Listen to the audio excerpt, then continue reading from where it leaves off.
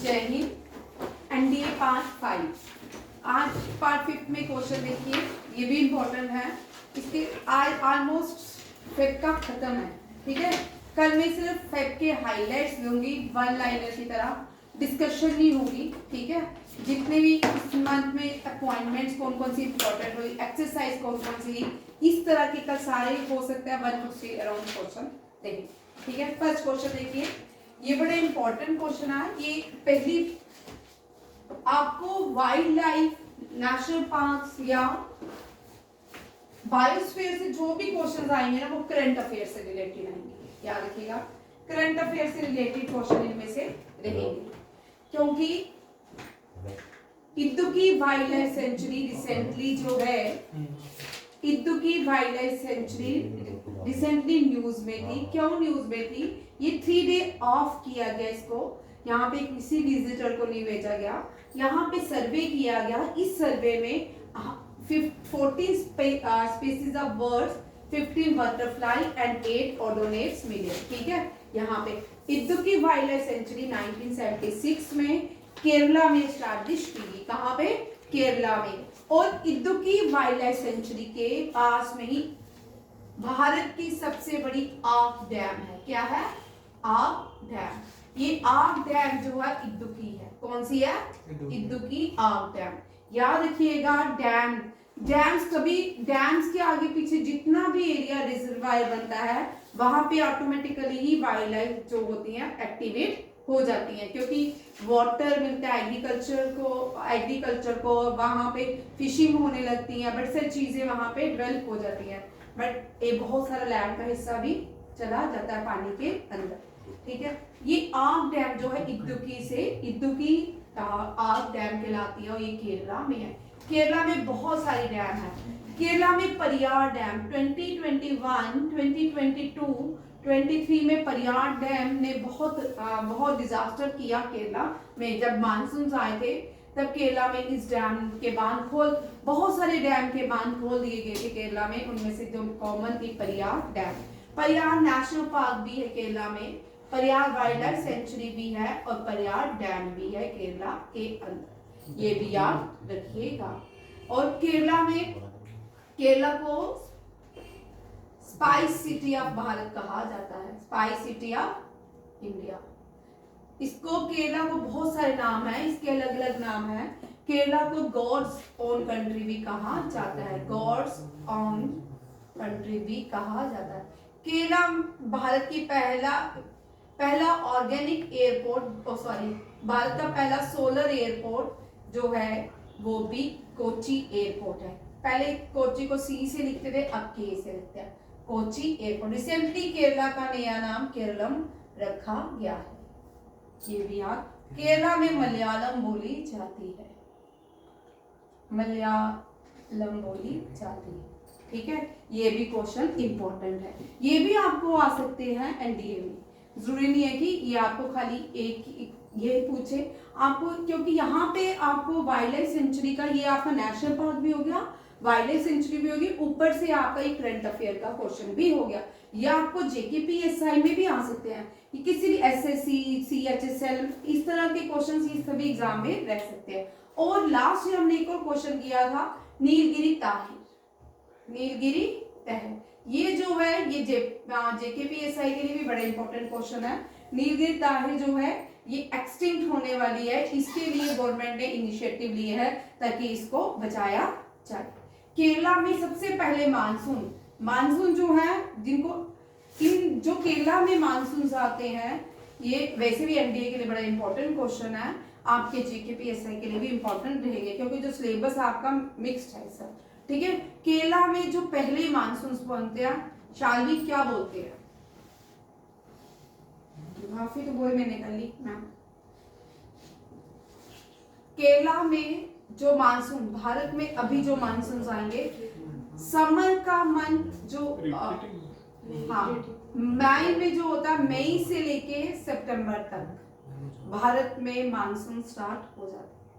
मई से अप्रैल, मई, जून, मई से, ठीक है, एडवांसिंग मानसून होते हैं, ठीक है। इसी एडवांसिंग मानसून के टाइम यहाँ पे मैंगो शावर होते हैं। कॉमन एनडीए सीडीएस में क्वेश्चन आने वाले रहते हैं। मैंगो शावर होता है। और जो केरला में मानसून आते हैं उनको south west monsoon of India, ये साउथ वेस्ट मानसून सबसे पहले आते हैं कहाँ पे? केरला में।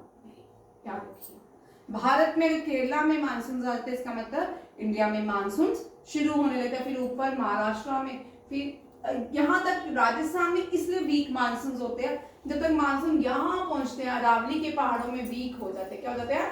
वीक हो जाते हैं, जिसकी वजह से यहाँ पे एरिड रेनफॉल रहता है। और भारत का एरिड जोन ऑर्गेनाइजेशन जो है, ये भी इसका हेडक्वार्टर राजस्थान में है। और इसको नेशनल ऑर्गेनाइजेशन करके जाइएगा, आ सकते हैं। ठीक है, ये पहले कभी कभी बीच में पूछ लेते हैं। ठीक है, ये भी याद रखिएगा। फिर जो रिट्रीटिंग मानसून नहीं होते, ये एडवांसिंग मानसून होता है। जब बारिश सितंबर में वापिस खत्म होने वाले थे मानसून, तो उसके बाद ये मानसून कहाँ जाते हैं? इनको रिट्रीटिंग मानसून बोलते हैं। ये आगे यहाँ जगह तमिलनाडु, वेस्ट बंगाल, यहाँ तमिलनाडु में बारिश करते हैं। ठीक है, ये भी इसी का ही पार्ट है, आपको ये सारा पढ़ना है। सिर्फ करंट अफेयर का मतलब ये नहीं कि क्वेश्चंस में आपको दूंगी, आप करंट अफेयर याद करोगे। करंट अफेयर में सब कुछ आता है, ज्योग्राफी आता है, हिस्ट्री आता है, पॉलिटी आती है, सब कुछ आना पड़ता है। करंट अफेयर के लिए आपको ये सारा कुछ सीखना पड़ता है। तीनों चीजें याद रखिए। एक डैम केरला, केरला से बहुत क्वेश्चन बनते हैं भारत का। ठीक है, और रिसेंटली वायनाड याद रखिएगा।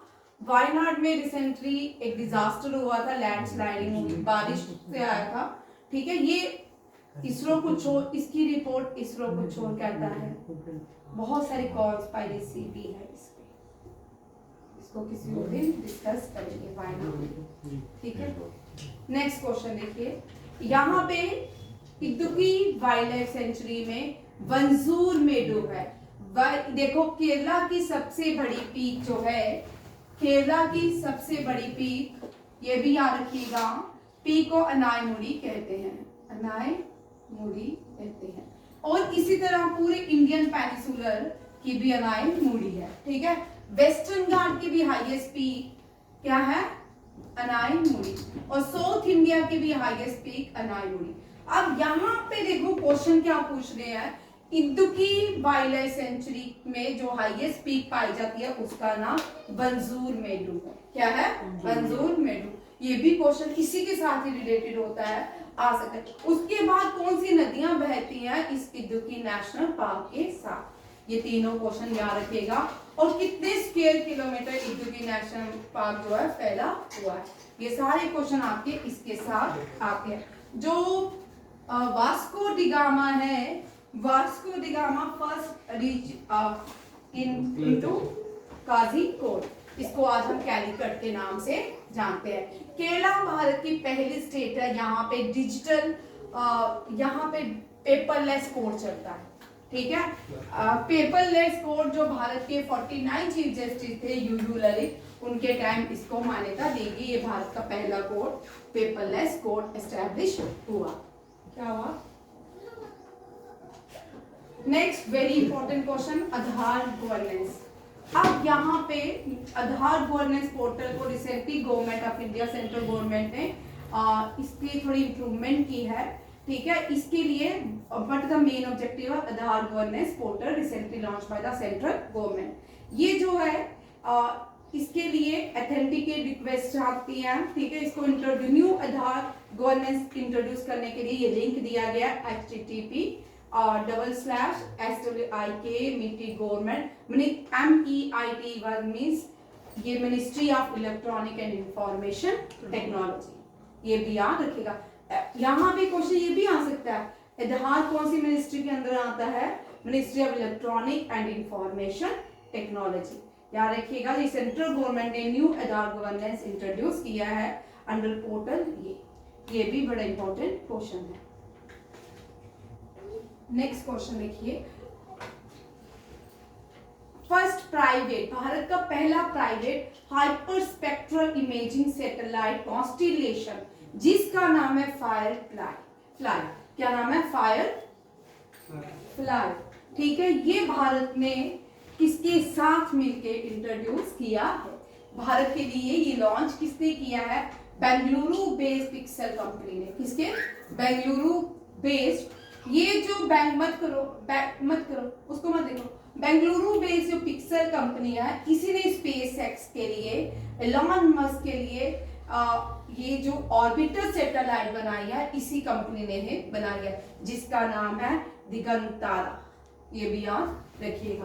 क्वेश्चन देखिए, which company has launch India first private hyper spectral imaging satellite constellation name Firefly. ये क्वेश्चन आपको आ सकता है, इसका नाम इस private hyper spectral imaging satellite का नाम पूछ सकते हैं। और फिर सेकंड है, किस कंपनी ने बनाया, बेंगलुरु बेस्ड, ये प्राइवेट कंपनी है, पिक्सल कंपनी। ये दोनों ने मिलकर ये दोनों जो है were launched by Elon Musk company SpaceX. Both the Pixel and the Digantara satellite were launched by, इसका लॉन्च किसने किया, एलॉन मस्क ने। SpaceX जो है एलॉन मस्क की कंपनी है। SpaceX rocket also carry the world first commercial satellite, जो first दुनिया की पहली कमर्शियल सैटेलाइट है, वो भारत ने for surveillance of the space object orbiting the earth made by Indian space company. ये भी याद रखिए, दिगंतारा, जिसको आप एलॉन मस्क बोलते हो, ये भारत की ही कंपनी से जो स्पेस पे काम कर रहा है, इसी इनिशिएटिव किसका है, भारत की कंपनी का, Digantara Bengaluru based pixel industry. China अभी तो फिलहाल बहुत बड़े बड़े काम कर रहा है, ठीक है, ब्रह्मपुत्रा के ऊपर डैम भी बना रहा है। चाइना ने डीप सी स्पेस सेंटर बनाने की बात की है, ठीक है। Which country will construct the deep sea space centre in the south China sea. South China sea का भी अपना बड़ी लड़ाई है, ठीक है। साउथ चाइना सी के पास जितने भी नेशन है, वो बोलते हैं कि हम ईशान देश, हम चाइना, वो चाइना बोलते हैं जितने भी यहाँ पे नेशन है वो मेरे हैं, मीन्स वो चाइनीज कंट्रीज है, ठीक है। और ये चाइना सी, ये चाइना, साउथ चाइना सी में deep sea space centre China बना रहा है। दुनिया की सबसे बड़ी डैम जो है, उसका नाम कोई मुझे बताएगा, है, हाँ, थ्री गॉर्ज डैम, ठीक है, हाँ, ठीक है। ये जो है जॉर्ज है, ठीक है, थ्री जॉर्ज डैम जो है, इस डैम से दुनिया की बोलते धरती की ग्रेविटी रोटेशन में फर्क पड़ा है। फिर बोले जो अब डैम बनेगी, उसके बाद जो डैम वहां पे कंस्ट्रक्शन हो रही है, उसके बाद भी चाइना में बड़े सारे अर्थक्वेक भी आया है, वहां पे डिजास्टर, जो ब्रह्मपुत्र के ऊपर डैम बन रहा है, वहां डिजास्टर चल रही है, ठीक है। अब रिसेंटली शायद अर्थक्वेक का या फ्लडिंग हाई कुछ हुआ था वहां पे, ठीक है। और चाइना जो है भारत के नॉर्थ में लाई करता है, ठीक है। चाइना बिम्स्टेक का, आप देखो अभी recently United nation general assembly में जितने भी कंट्रीज मिलती है, वहां पे side by side her countries आपस में कोई ना कोई प्लानिंग करते हैं। अब जो भारत का सार्क था, सार्क नेशन, भारत का जो सार्क है, भारत का नहीं, जो एशिया का सार्क नेशन है, south Asian association of regional cooperation. अब ये सार्क कंट्रीज क्या कर रही थी, अलग से ही इंडिया को छोड़ के अलग से ही मीटिंग कर रही थी, चाइना को सार्क में इन्वॉल्व करने की बात कर दी। बट सार्क जो इज नॉट फंक्शनिंग आफ्टर 2017, जब उड़ी अटैक हुआ, उसके बाद सार्क का कोई भी फंक्शन नहीं हुआ। और लास्ट जो सार्क का मेंबर था वो अफगानिस्तान था, ये भी याद रखिएगा। सार्क का हेडक्वार्टर जो है काठमांडू। अगेन जो नेपाल के लोग हैं, अगेन मोनार्की चाहते हैं, अनेक मोनार्की की बात कर रहे हैं, और साथ हिंदू राष्ट्र की बात कर रहा है। कौन?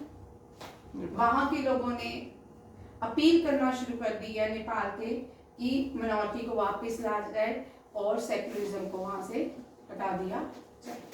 ये पूरी दुनिया में इकलौता हिंदू देश था, ठीक है। मोनार्की हटने के बाद, डेमोक्रेसी आने के बाद यहाँ पे सेक्युलरिज्म लाया। आप इनको देखो, टू इंडियन रेलवे कंपनीज हैं जिनको नवरत्न स्टेटस दिया गया है, ये भी इंपॉर्टेंट क्वेश्चन है, ठीक है। कौन कौन सी हैं? Indian railway catering and tourism corporation, Indian railway finance corporation, और सेंट्रल पब्लिक सेक्टर एंटरप्राइज, इनको क्या अंडर लाया गया, नवरत्न स्टेटस दिया गया है। नवरत्न स्टेटस जब भी किसी कंपनी को मिलता है सेमी गवर्नमेंटल हो जाती है, ठीक है। नवरत्न भारत की 9 कंपनीज हैं नवरत्न इस तरह रहती है। ये बड़ा इंपॉर्टेंट क्वेश्चन है। रिसेंटली नीति आयोग ने वुमेन फाइनेंशियल पार्टिसिपेशन की बात की है। ये जो रिपोर्ट है नीति आयोग के सीईओ जो है B.R. सुब्रमण्यम ने दी है कि नीति आयोग में फीमेल जो है वो क्या करें, उनका क्रेडिट रेट देखिए यहाँ पे बता रहे कि credit rate active monitoring rate credit score, ये सारा PIB से है, ठीक है। वहां पे ये रेट पूरी दी है, आप डिटेल में क्वेश्चन पढ़ना चाहते हो वहां पे फुल, ठीक है, इतना याद रखना है। और नीति आयोग ने इसके लिए एक टाइटल दिया है बोरोस टू बिल्डर्स, ये फीमेल्स के लिए है, women role in India financial growth story. ये बड़ा अच्छा टाइटल, वहां पे आर्टिकल पूरा है, इतना सारा इसको लिखने की जरूरत नहीं थी मुझे, बट मैंने आपको 2 क्वेश्चन दिया है। इसका एक तो टाइटल दिया है और इसका जो टाइटल का अनुच्छेद किया उन्होंने women role in India financial growth story, ठीक है। ये इसकी रिपोर्ट किसने दी है, नीति आयोग के सीईओ ने। ये भी याद रखें, कहते हैं कि 2024 में 27 मिलियन वुमेन जो थी वो monitoring their credit marking as a 42% increase one previous year. ये अर्बन भी है और रूरल भी, याद रखिए अर्बन से भी आती है रूरल से भी आती है। ये भी बड़ा इंपॉर्टेंट क्वेश्चन, नीति आयोग का एक क्वेश्चन एनडीए में रहता है, CDS में भी रहता है और आपके CHSL CGL वाले एग्जाम में भी रहता है, क्योंकि ये प्लानिंग कमीशन की तरह काम करते हैं। ये भी आप देखिएगा। 6th Asian women kabaddi championship, kabaddi का हेडक्वार्टर कौन मुझे बताएगा कहाँ पे है, वैसे मैंने लिखा है कबड्डी का हेडक्वार्टर कहाँ पे है, चलो लिख लिया, ठीक है। ये बड़ा इंपॉर्टेंट क्वेश्चन है। खो खो का हेडक्वार्टर कहाँ पे है, जयपुर राजस्थान, और कबड्डी का तेहरान ईरान में, ठीक है। इंडिया ने ये चैंपियनशिप जीती है, ईरान को हराया है। इसमें 7 कंट्रीज ने पार्टिसिपेट किया था, India, Iran, Iraq, Malaysia, Thailand, Nepal and Bangladesh. ये 6th Asian women kabaddi championship थी, ठीक है। इसमें मेंबर, इस कबड्डी के जो मेंबर्स हैं 19 कंट्रीज है, बट ये कितनी है 7। ये एशियन वुमेन कबड्डी प्रतियोगिता थी जिसमें भारत ने जीती है, ये भी याद रखिएगा।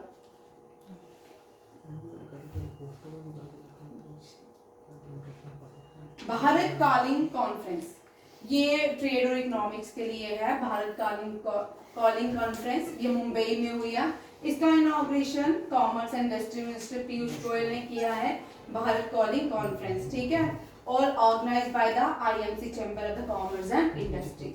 और ये किसके लिए है, भारत की जो इकोनॉमिक ग्रोथ और position of the country top investor destination 20 विकसित भारत की बात कर रहे हैं। ये विकसित भारत में भारत की इकोनॉमिक ग्रोथ कितनी रहेगी ग्लोबली 2047 तक। यहाँ पे एक डेडलाइन दी है 2047।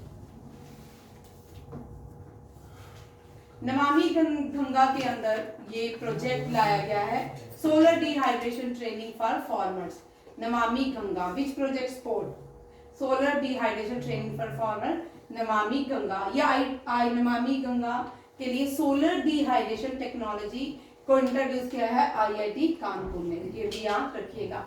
ये किस लिए, टू बूस्ट, एम क्या, to boost farmer income and reduce post harvest losses. ये भी इंपॉर्टेंट क्वेश्चन है, ठीक है, क्योंकि पिछले साल के जो CDS के पेपर आ रहे हैं, CDS के पेपर में सारा करंट अफेयर बच्चों को नहीं आता था। जिन्होंने सीधे सीधे करंट अफेयर पढ़े हैं, कोई भी किसी भी बच्चे का करंट अफेयर CDS का वो देख सकता है, ठीक है। तो और ये क्वेश्चंस आपको इस तरह के क्वेश्चन ज्यादा रहते हैं।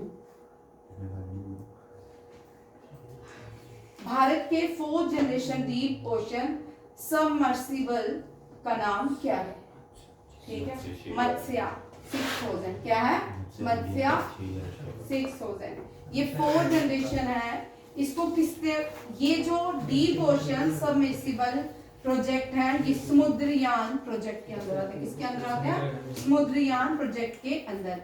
और इसको डेवलप किया है national institute of ocean technology, ये भी याद रखिएगा। ये किसके अंदर आता है, अर्थ साइंस मिनिस्ट्री के अंदर।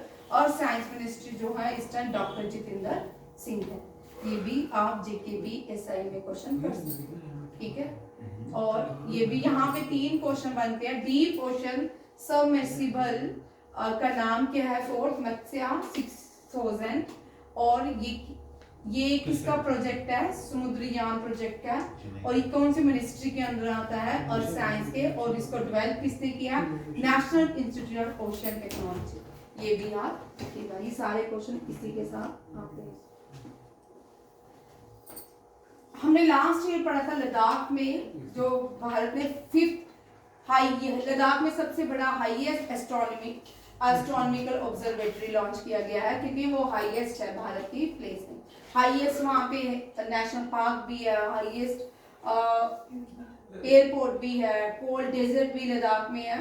तो अब इंडिया ने रिसेंटली 6 जो है, ये पहला 6 जो है, ये कहाँ का पहला है? ईस्टर्न इंडिया का पहला ऑब्जर्वेटरी है। इसको वेस्ट बंगाल की जो चोटी है पंचित हिल इंदा गरपंच कोट एरिया बरूली डिस्ट्रिक्ट इन वेस्ट बंगाल में इसको इंस्टॉल किया गया है। ये भी याद रखिएगा। और इसका नाम जो 6th वाला ऑब्जर्वेटरी है, इसका नाम है सत्येंद्रनाथ बोस एस्ट्रोनॉमिकली ऑब्जर्वेटरी। ये भी याद रखिएगा। ये क्वेश्चन भी इंपॉर्टेंट है। What is the name of recently inaugurated 6th astronomically observatory set up under the department of science government of India. और ये भी याद, इससे पहले जो 6 लगाया गया है लद्दाख, नैनीताल उत्तराखंड में है, माउंट आबू राजस्थान में है, गिरबानी हिल इन पूना एंड कवालूर इन तमिलनाडु। और जो भारत का पहला सनडायल ऑब्जर्वेटरी है, ठीक है, भारत का पहला सनडायल ऑब्जर्वेटरी जो है वो मैंने नहीं बनाया है।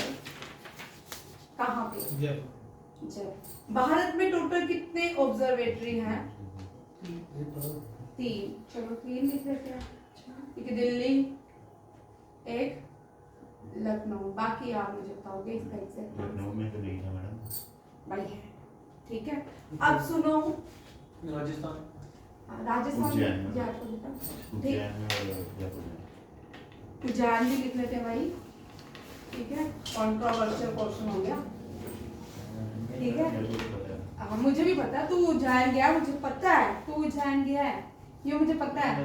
आप, मैं भी लखनऊ गई हूँ, ठीक है, दिल्ली भी मैं गई हूँ, उज्जैन भी गई हूँ, ठीक है, राजस्थान भी। बस यहाँ देखो, ठीक है। आज यहाँ पे आज वो बात हो रही है, टूरिज्म खुल गया हमारी बात है। चलिए अब देखो, ये जो ऑब्जर्वेटरी थे, इसको ओरिजिनल हम जंतर मंतर के नाम से, जंतर मंतर। ये जंतर मंतर स्वाई जयसिंह ने बनाया था। और जयसिंह जो थे ये इंजीनियर भी थे, ठीक है। और सबसे बड़ा जंतर मंतर अगर क्वेश्चन आता है तो जयपुर में है। कहाँ पे है? जयपुर। ये दिया, Jaipur city founded by Sawai Jai Singh, ठीक है। और यहाँ पे जो दिल्ली वाला है वो इससे छोटा है, लखनऊ वाला भी इससे छोटा है, और जो सबसे बड़ा है वो कौन सा है? जयपुर का स्वाई जयसिंह ने बनाया था। इसी तरह राजस्थान में सबसे बड़ी भारत की सबसे बड़ी वॉल, जैसे ग्रेट वॉल ऑफ चाइना है, इसी तरह भारत के पास एक वॉल है, इसका नाम है कुंभल घाट। कुंभल घाट जो है, कुंभलगढ़ फोर्ट जो है, कुंभलगढ़ फोर्ट, ये जो है यहाँ महाराणा प्रताप सिंह पैदा हुए, महाराणा प्रताप सिंह पैदा हुए, ठीक है। Kumbhalgarh fort great wall of India है, ग्रेट वॉल ऑफ, ये सारी यूनेस्को वर्ल्ड हेरिटेज साइट है, जंतर मंतर भी। और यहाँ पे फोर्ट एंड फोर्ट जो है मॉन्यूमेंट्स में आते हैं, यहाँ जितने भी फोर्ट है यूनेस्को वर्ल्ड हेरिटेज साइट में आते हैं, ठीक है। ग्रेट वॉल ऑफ चाइना जो है इंडिया, ये second great wall of world है, कौन सी? कुंभलगढ़ फोर्ट, महाराणा प्रताप सिंह बाद। ये राणा कुंभा ने बनाई थी, किसने बनाई थी? राणा कुंभा। विजय विक्ट्री जो राजस्थान में है, विजय विक्ट्री, ये भी महाराणा, विजय स्तंभ, इसका नाम है विजय स्तंभ, ये भी महाराणा कुंभा ने ही, महाराणा सांगा ने, सॉरी राणा सांगा ने बनाया था। राणा सांगा या कुंभा, चेक कर लीजिए, क्वेश्चन आता है। इन्होंने राणा सांगा या कुंभा ने, मुझे अब कंफ्यूजन हो गया, राणा सांगा या कुंभा ने, क्वेश्चन एक बार बड़ी देर पहले आया था 17-18 में या किसी भी एग्जाम में, कि उन्होंने गीत गोविंदा को ट्रांसलेट किया। गीत गोविंदा जो जयदेव ने लिखी थी उसको ट्रांसलेट इन दोनों में से, ठीक है। गीत गोविंदा जयदेव ने लिखी, किसने? इस राजस्थान बहुत इंपॉर्टेंट है। राजस्थान में एनडीए से क्वेश्चन रहता है। रावा बट्टा 2016, 17, 18, 19 में 17 में दोनों से क्वेश्चन था। कभी रावा बट्टा आता है, कभी नेशनल पार्क आते हैं, कभी डेजर्ट आता है, कभी न्यूक्लियर पावर आता है और रणथंभौर, ये दोनों याद रखिएगा। और भारत में जो मार्बल है वो भी यहीं से मिलता है। उस सिटी का नाम क्या है? मरकाना, ठीक है, ये यहाँ से आते हैं, ठीक है। ये भी क्वेश्चन याद है। और पहली जो तोप है उसको क्या बोलते हैं मुझे इंग्लिश में, और उसको कहाँ पे इंस्टॉल किया था? जब राजस्थान में ये किया था, जोधा अकबर का महल, उसका नाम क्या? जोधा भाई का महल जो है देना, उस महल का नाम क्या है? जोधा भाई के जो फादर ने बनाया था उस महल, क्या है? नहीं, महल की बात कर रही हूँ। ये फोर्ट जो है जोधा भाई का जो मायके था उस फोर्ट में ये नौकरी लगा, क्या है? जिनका थोड़ी नहीं भाई, पर मेरे दिमाग से लिखते लिखते भूल गया, ठीक है। ये भी बड़ा इंपॉर्टेंट है भाई। देखो जयपुर जो है UNESCO second wall city of the world है, second wall city of India है। वॉल ये भी करंट अफेयर का 2021 का है, सिटी ऑफ इंडिया है। 2019 में इससे पहले अहमदाबाद को UNESCO first wall city of India declare किया, ठीक है। और राजस्थान की हाईएस्ट पीक जो है ये कौन सी है? गुरुशेखर। कौन सी है? गुरुशेखर। ये है राजस्थान में एक ही हिल स्टेशन है, माउंट आबू। और इस माउंट आबू में एक सबसे बड़ा जैन टेम्पल है दिलवाड़ा टेम्पल। और राजस्थान में ज्यादातर आपको जैनिज्म मिलेंगे, जैनिज्म लोग मिलेंगे, जैन फॉलो करते हैं वहाँ पे ज्यादातर लोग। राजस्थान, गुजरात, यहाँ सबसे ज्यादा जैनिज्म, ठीक है। यहाँ पे रैट मंदिर भी है।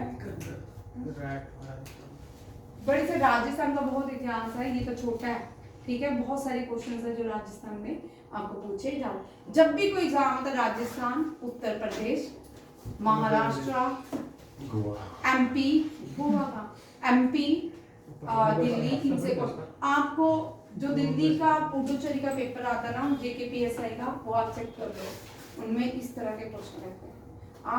आप उनको थोड़ा सर्च किया करो क्वेश्चन पेपर्स को, ताकि आपको ज्यादा से ज्यादा विश्वास हो कि आपने कौन से पेपर करने हैं। ये जरूर घर जाके चेक किया, दिल्ली के पुडुचेरी के ये दोनों के अलग आते हैं, ठीक है। और क्योंकि हम यूटी बन चुके हैं तो यूटी में उस पैटर्न में क्वेश्चन रह सकते हैं, ठीक है। उत्तर प्रदेश पुलिस स्टेशन के अलग क्वेश्चन होते हैं और JNK के अलग होते थे, बट यूटी जब यूटी या तो यूटी के अकॉर्डिंग पेपर करना, मेरी रिक्वेस्ट इतनी ही है। नेक्स्ट क्वेश्चन देखिए, ये सिंपल क्वेश्चन है, याद वैसे आ सकता है, ठीक है। AM ट्यूरिंग अवार्ड, मैडम ये जो कंप्यूटर से है, ठीक है, ये कंप्यूटर साइंस से रिलेटेड है ये अवार्ड। ये नोबेल प्राइज ऑफ कंप्यूटर कहा जाता है। AM ट्यूरिंग अवार्ड को नोबेल प्राइज ऑफ किसका कहा जाता है? कंप्यूटर कहा जाता है। Andrew G Barto and Richard S Sutton, जो भी इनके नाम वो। और न्यू एक्ट आया है वकाफ लैंड डिस्प्यूट के अंदर, जो हैंडल कौन करेगा? डिस्ट्रिक्ट कलेक्टर DC, ठीक है। फायदा क्या होगा, ठीक है। आगे देखिए, ये बड़ा इंपॉर्टेंट क्वेश्चन है। शरद कमल जो है रिसेंटली मैंने इनसे ये नहीं क्वेश्चन लिखा करंट अफेयर का, इनका क्वेश्चन था कि रिसेंटली इन्होंने रिटायरमेंट अनाउंस कर दी है, ठीक है। ये क्वेश्चन था, वो मैंने नहीं लिखा, ठीक है, मैंने उनका चेंज कर दिया। ये पहले भारतीय हैं जिन्होंने कॉमनवेल्थ में गोल्ड लाया था, याद रखिएगा। Name the first Indian who got gold medal in Commonwealth games, यानी शरद कमल। शरद कमल को अब हम पूरे डिटेल में पढ़ चुके हैं। शरद कमल जो है पेरिस ओलंपिक्स में ओपनिंग सेरेमनी में फ्लैग बेरी थे पीवी सिंधु के साथ। अभी तक सबसे ज्यादा ओलंपिक्स खेलने वाले शरद कमल ही हैं और इन्होंने कोई भी मेडल ओलंपिक्स में नहीं जीता, बट कॉमनवेल्थ में पहला गोल्ड लाने वाले यही हैं। और इनको पद्मश्री, मेजर ध्यानचंद और अर्जुन अवार्ड तीनों से सम्मानित किया गया है। ठीक है, और इसके बाद मेजर ध्यानचंद भी याद रखिए, 2022 में मेजर ध्यानचंद कमल शरद को दिया गया और 2024 में अर्जुन अवार्ड से सम्मानित किया गया है।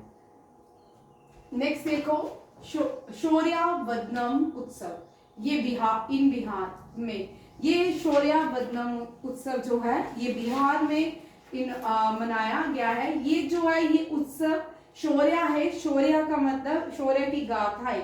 ये आर्मी से क्वेश्चन होगा। यहाँ पे लोगों को जागृत करने के लिए, पेट्रोटिज्म जागृत करने के, लोगों को डिफेंस के बारे में बताने के लिए ये इनिशिएटिव लिया है। किसने? Government of Bihar.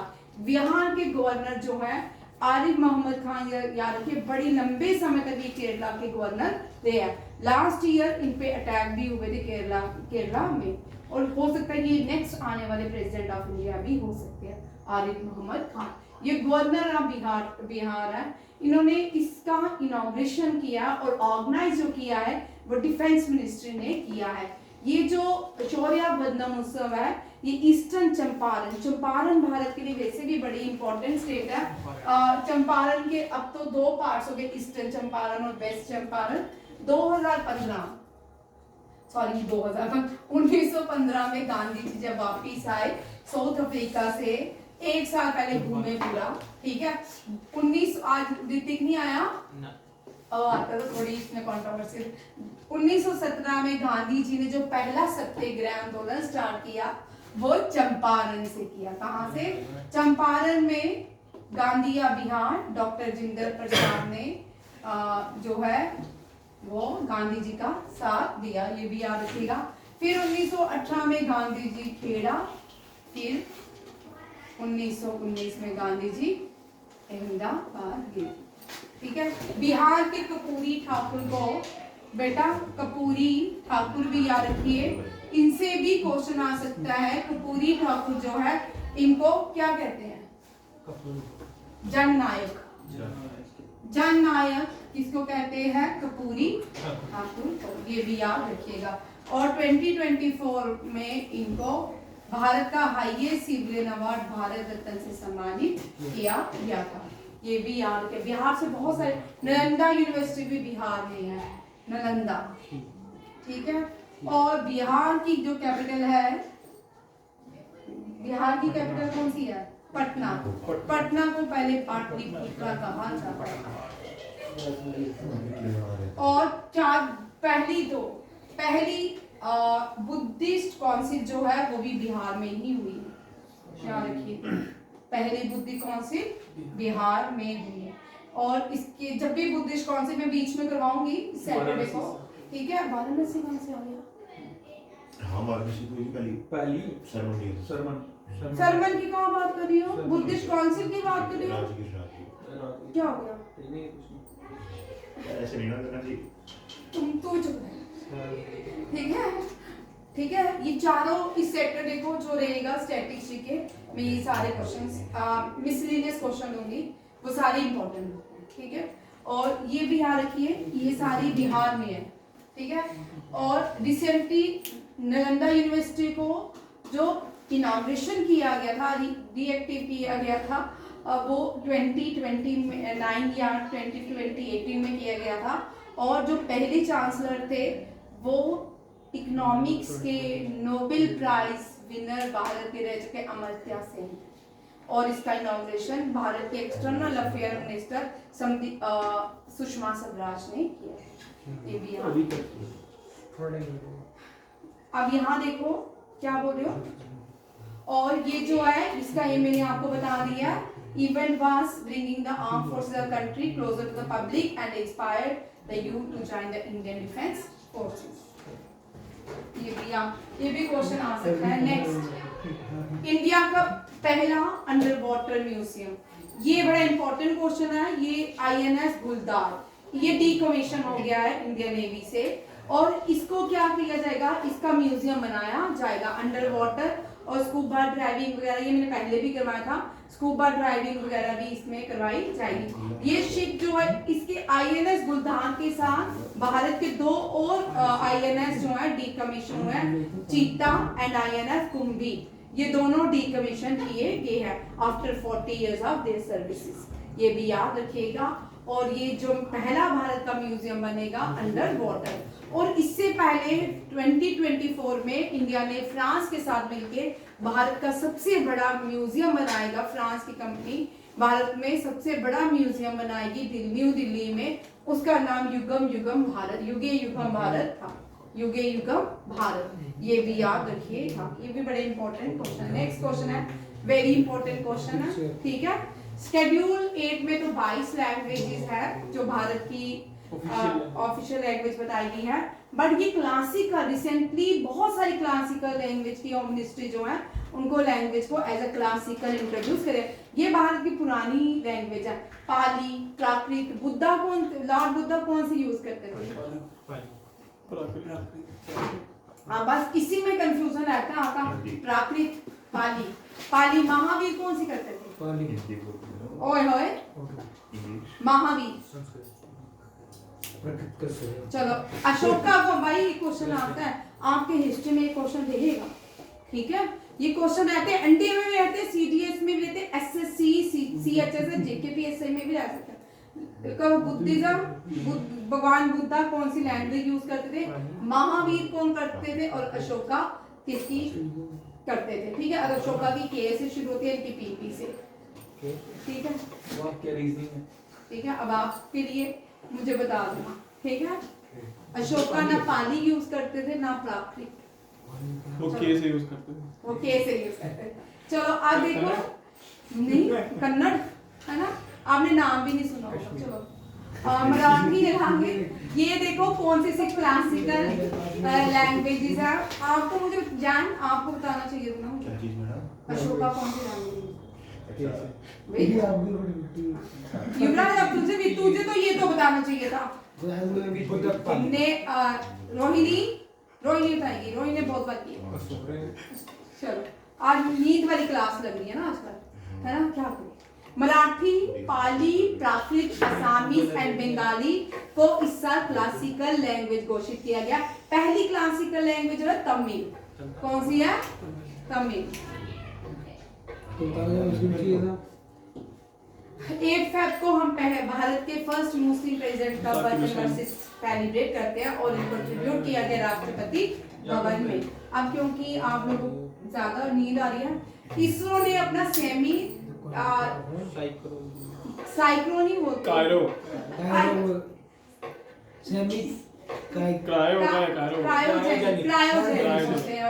Semi cryogenic engine, Bharat ISRO ने सेमी क्रायोजेनिक जो इंजन है जिसको डेवलप किया उसका नाम क्या है?